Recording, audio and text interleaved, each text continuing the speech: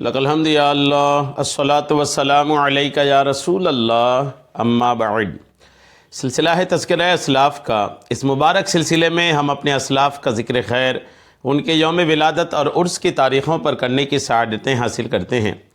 آج جس عظیم الشان شخصیت کا ہم ذکر خیر کرنے جا رہے ہیں وہ ہیں خانقاہ بلگرام کی ایک عظیم الشان شخصیت حضرت علامہ سید مرتضیٰ حسین زبیدی بلگرامی رحمۃ اللہ تعالی علیہ۔ آج آپ کا ذکر خیر ہم اس مناسبت سے کرنے جا رہے ہیں کہ 17 شعبان 1205 ہجری کو حضرت کا وصال ہوا تھا۔ 17 شعبان کو آپ کے وصال کی تاریخ پر آپ کی بارگاہ میں خراج عقیدت پیش کرتے ہوئے یہ بیان ہم آپ تک پہنچانے کی سعادتیں حاصل کر رہے ہیں۔ عرض ہے کہ توجہ کے ساتھ اول تاخیر اس بیان کو سماعت کرنے کی سعادتیں حاصل کیجیے۔ آپ کی حیات و خدمات پر آئیے کچھ باتیں ہم لوگ سننے کی سعادتیں حاصل کرتے ہیں۔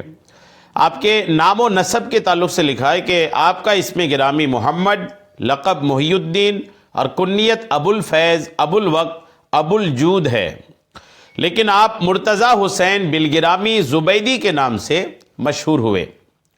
سلسلہ نسب آپ کا محمد بن محمد بن محمد بن عبد الرزاق۔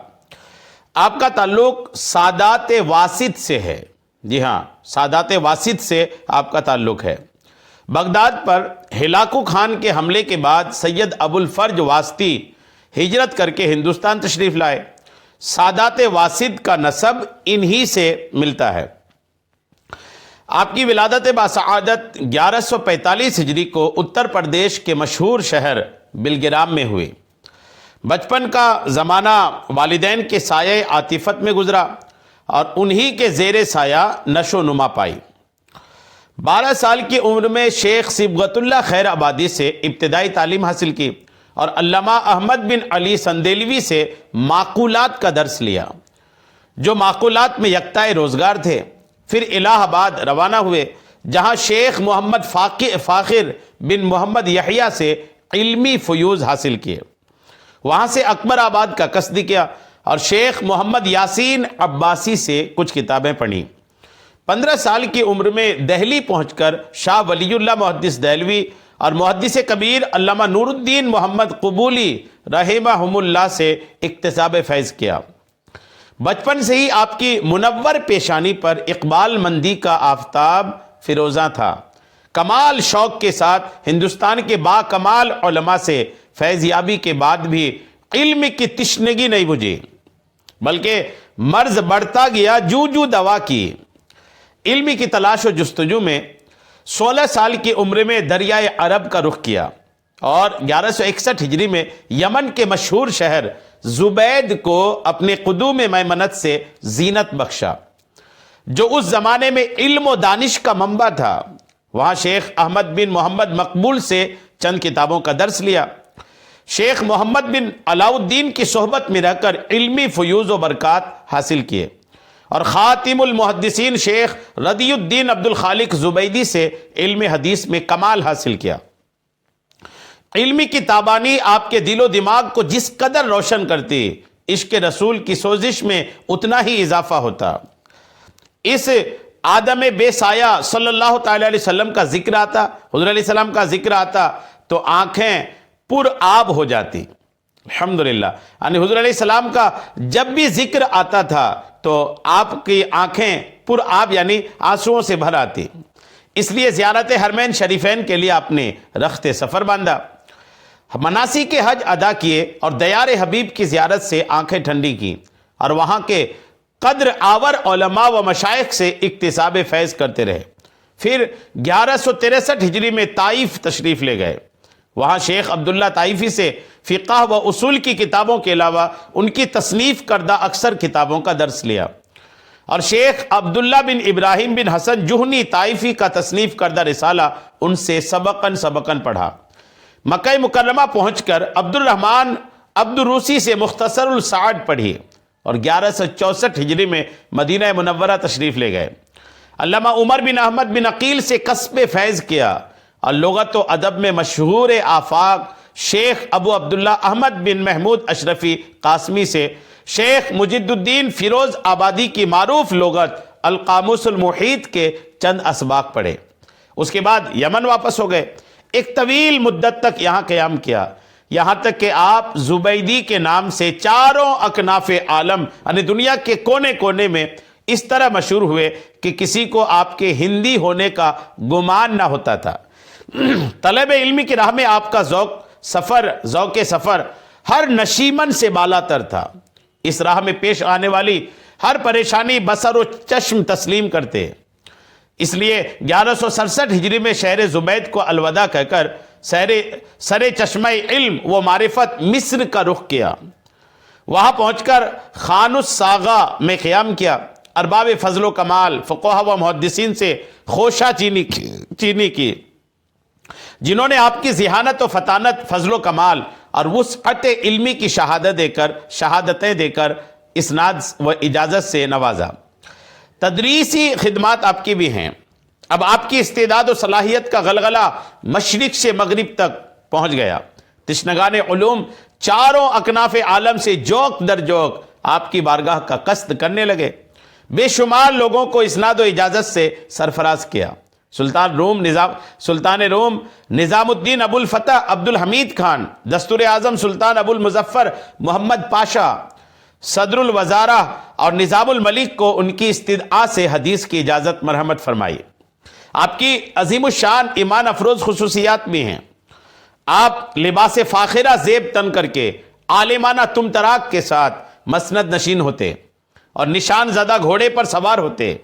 لوگوں کے دلوں میں آپ کی عقیدت و محبت کا دریا اس قدر موجزن تھا کہ بعض اہل مغرب کا خیال تھا کہ جس نے حج کیا اور وسعت کے باوجود ان سے ملاقات نہ کی تو اس کا حج مکمل نہ ہوا۔ یعنی عظمت و شان ایسی تھی کہ لوگ ایسا سوچتے تھے۔ آپ کی وفات شعبان المعظم کی 17 تاریخ کو بروز سنیچر 1205 ہجری طاعون کے مرض کے سبب علم و معرفت کا یہ آفتاب تابہ روپوش ہو گیا اور خلق خدا اس کی ضیابار کرنوں سے محروم ہو گئی۔ آپ کو علم فقہ و حدیث سے کافی شغف تھا اور دونوں فنون میں آپ کو مہارت حاصل تھی۔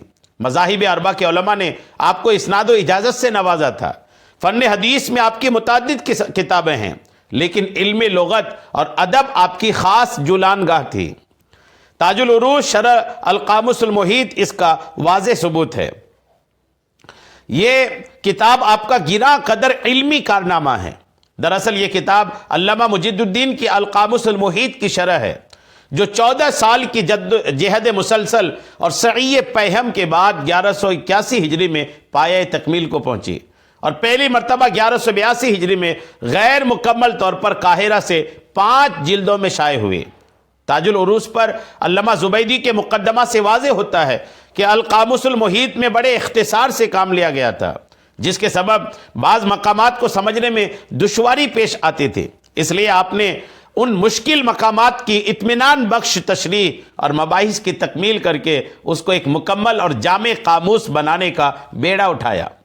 تاج العروج لکھتے وقت مصنف کے پاس حوالے کے لیے 110 کتابیں موجود تھیں۔ ان میں چند اہم خطی نسخے ایسے بھی تھے جو عرب ممالک کے علمی اسفار اور سیاحت کے دوران موصول ہوئے۔ ان سب کا نچوڑ اس کتاب میں موجود ہے۔ علامہ زبیدی نے اس کتاب کے مقدمہ میں 10 مقاصد کا ذکر کیا ہے۔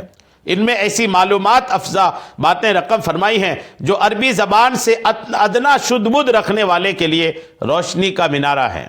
الحمدللہ یہ عربی معجم 1,20,000 مادوں پر مشتمل ہے۔ الحمدللہ آپ نے کثیر تصانیف بھی اپنی قلم سے پیدا فرمائے، یعنی کثیر التصانیف بزرگ ہیں آپ۔ کئی کتابیں الحمدللہ آپ نے لکھی ہیں۔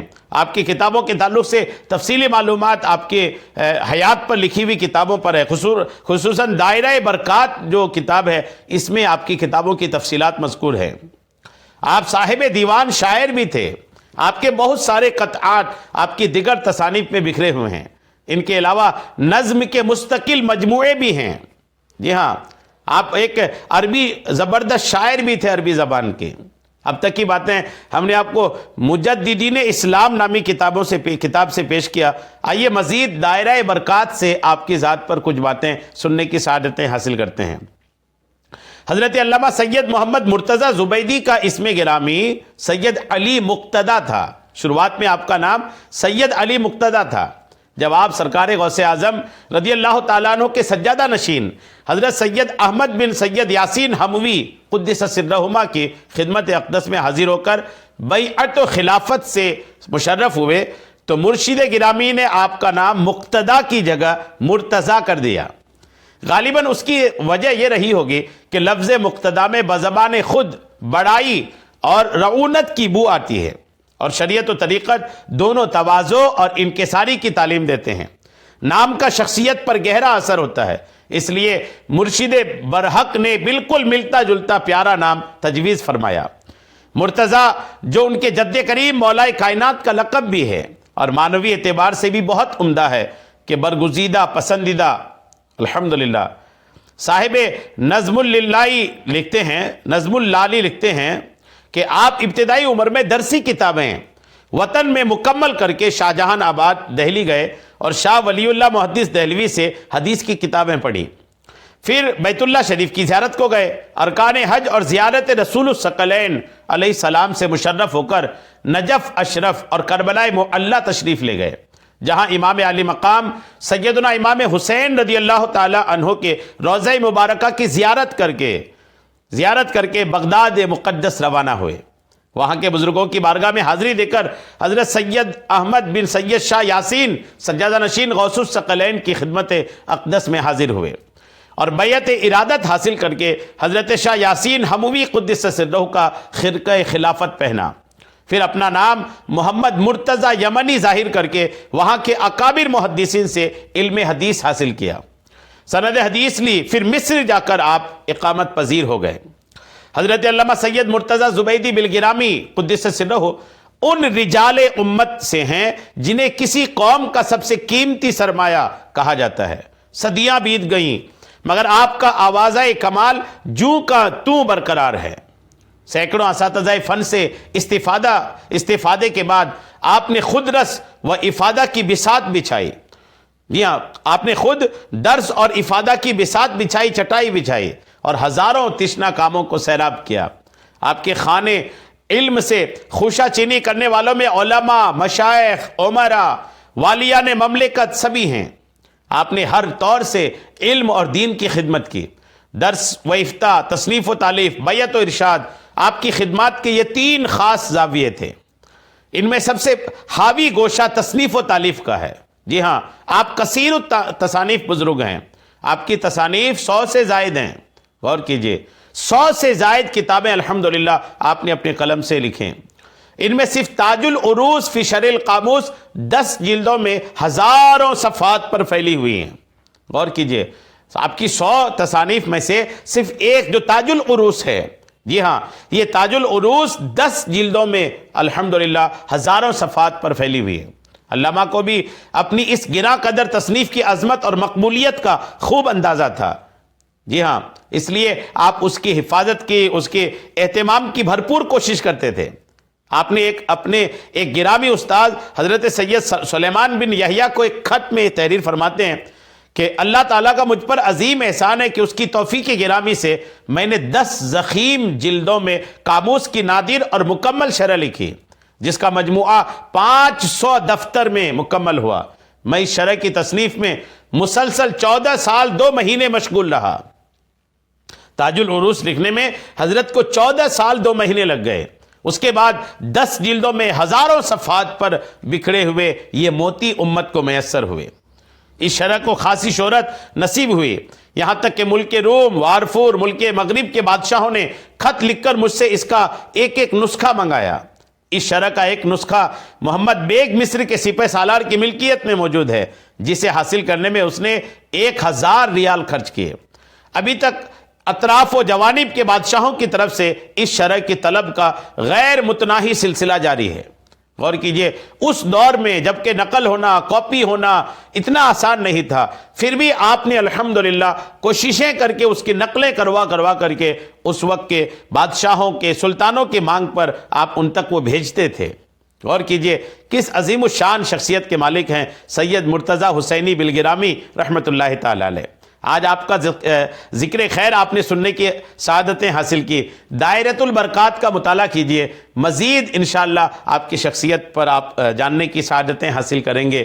آج آپ کے عرس کی تاریخ پر ہم نے آپ کی بارگاہ میں یہ ایک عقیدت کا نذرانہ پیش کیا ہے، اللہ کریم قبول فرمائے، ہمارے اسلاف کی برکتیں، آپ کا فیض ہم سب کو عطا فرمائے، آمین بجاہ النبی الامین صلی اللہ تعالی علیہ وسلم۔